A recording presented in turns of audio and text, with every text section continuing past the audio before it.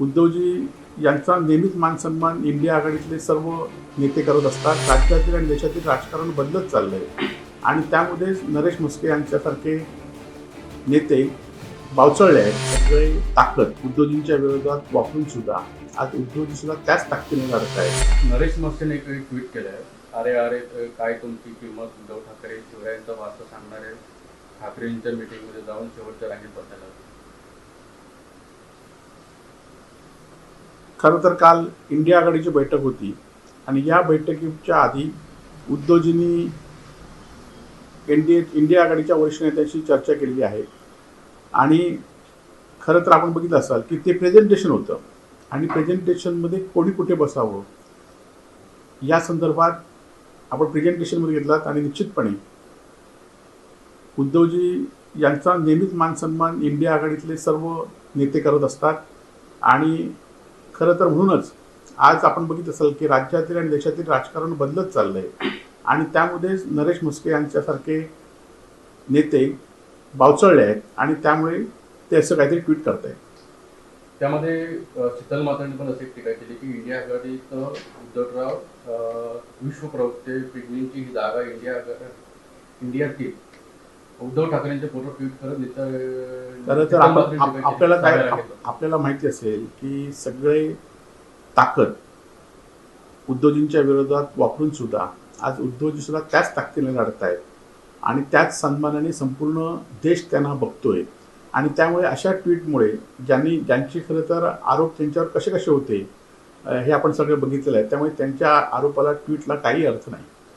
India आघाडीच्या बैठकीत राहुल गांधींकडून मतांच्या चोरीचा पुनरुच्चार करण्यात आला. दुपारच्या पत्रकार परिषदेत इंडिया आघाडीच्या बैठकीत हा डेमो देखील दाखवण्यात आला. कसं खरं तर ही वस्तुस्थिती आहे आणि खरं तर या सर्वाचा निवडणूक आयोग कुठेतरी माहिती लपवत आहे. खरं तर मी सुद्धा महाराष्ट्रातल्या विधानसभेतला एक उमेदवार म्हणून काम करत होतो. माझ्या मतदारसंघात सुद्धा 20,000 मतं हे मतदान लोकसभेपेक्षा 20,000 मतदान विधानसभेला जास्त झालं आणि हे जास्त असताना खरं तर मताची संख्या तेवढीच आहे परंतु काय बूथला 88-90% मतदान झालेलं आहे आणि त्यामुळे ह्या सगळ्या प्रक्रियाच कुठेतरी ही निवडणूक आयोगाची साशंक होती. 2-2 दिवस 17C फॉर्म देत नव्हते, एका 17C फॉर्मवर सह्याच नव्हत्या आणि त्यामुळे अशा सगळ्या गोष्टीचा खरं तर निवडणूक आयोगाची सगळी संशयाच्या भरत होती.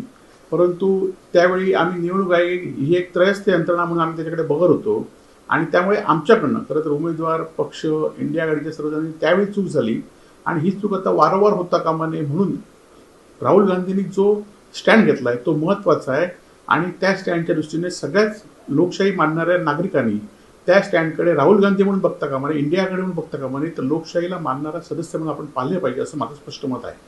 महाराष्ट्रात 5 महिन्यात 1 कोटी मतदार वाढले असा आरोप राहुल गांधींनी केला. भाजप आणि निवडणूक आयोगाने मतांची चोरी केल्याची टीका राहुल गांधींनी केली तर राहुल गांधींच्या डोक्यातल्या चिपची चोरी झाल्याचा पलटवार. खरं तर फडणवीस साहेबांनी निवडणूक आयोगाकडे ही मतदान कशी वाढली, मताची टक्केवारी कशी वाढली हे खरं तर निवडणूक आयोगाने सांगितलं पाहिजे. पण निवडणूक आयोगाची उत्तरं निवडणूक आयोगाकडे उत्तरच नाहीत, प्रश्नाची उत्तरं नाहीत राहुल गांधींच्या, म्हणून हे राहुल गांधीवर आरोप करतायत. तुम्ही 80 लाख मतं कशी वाढलीत ह्याचं तुम्ही खरं तर स्पष्टीकरण व्यवस्थित दिलं पाहिजे. महिला आयोगाच्या अध्यक्ष रुपाली चाकणकर आणि प्रांजल खेरवलकरांबाबत मोठे खुलासे केले. लोणावळा, साकीनाका, जळगाव मुलींना बोलावून फसवणूक केल्याचा चाकणकरांनी आरोप केला. खेरवलकरांच्या फोनमध्ये 252 असलेले व्हिडिओ आणि 1,497 फोटो आहेत असा दावा चाकणकर यांनी केलाय. खरं तर आपण बघितलं असाल चाकणकरांनी ही भूमिका घेतली ती योग्य आहे.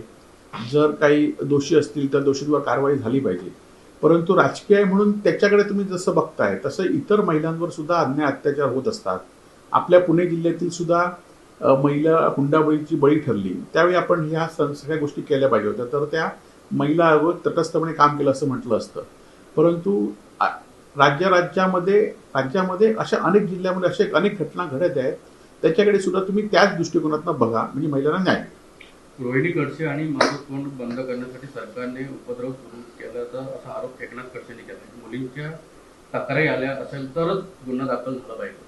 नाही, आता त्या संदर्भात खडसे साहेबांनी सांगतायत त्याबद्दल खरं तर पोलिसांनी स्पष्टीकरण दिलं पाहिजे. पोलिसांनी स्पष्टीकरण न देता राजकीय नेते देत आहेत. ह्या अगदीच काहीतरी दडलेलं आहे.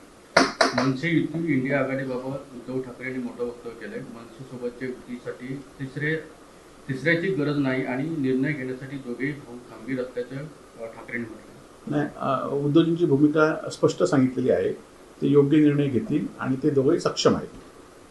जनभावनेमुळे धनंजय मुंडेंचा राजीनामा घेतला असं म्हटलं जातं. धनंजय मुंडेच्या राजीनाम्यासाठी केंद्रातून दबाव नव्हता नाही, नाही, धनंजय मुंडेंचा राजीनामा घेतला, त्याच्यावर इतर मंत्री सुद्धा दोषी आहेत. त्यांच्यावर सुद्धा कारवाई म्हणजे त्यांचा सुद्धा राजीनामा घेतला पाहिजे होता. धनंजय मुंडे हे राजकारणाचे बळी ठरलेले आहेत असं माझं मत आहे. अंबादास दानवेंचा ट्विट करत मंगलप्रभात जोडांच्या खात्यावर आक्षेप घेतलाय. मंगलप्रभातच्या जोडाच्या खात्यातील 41 अधिकाऱ्यांना पदोन्नतीनंतर तिथेच पोस्टिंग दिली. नाही, ह्या सगळ्या खात्यामध्ये ज्यांची बदली होतात, बढती होतात, ज्यांना मलाईची खाती मिळतात, हे कुठल्या तरी मंत्र्याची अधिकाऱ्यांची संगत असल्याशिवाय ह्या होत नाहीत आणि त्यामुळे त्याची चौकशी झाली पाहिजे. एक मत होतं, एकनाथ शिंदेच्या कुटुंबातील एका सदस्याला ईडीची नोटीस गेल्याचा रोहित पवारांनी आरोप केलाय. तर शिंदेच्या सर्व मंत्र्यांना इन्कम टॅक्सची नोटीस गेल्याचा आरोप देखील रोहित पवारांनी. नाही, आता खरं तर त्या दिवशी संजय शिरसाट यांनी स्पष्ट सांगितलं की मलाच इन्कम टॅक्सची नोटीस आली आहे. माझ्यासह अनेक मंत्र्यांना नोटीस असं संजय शिरसाट. त्यामुळे त्या नोटीस आल्यात. त्या नोटिशींना भाजप दबाव तंत्राचा वापर करत असेल.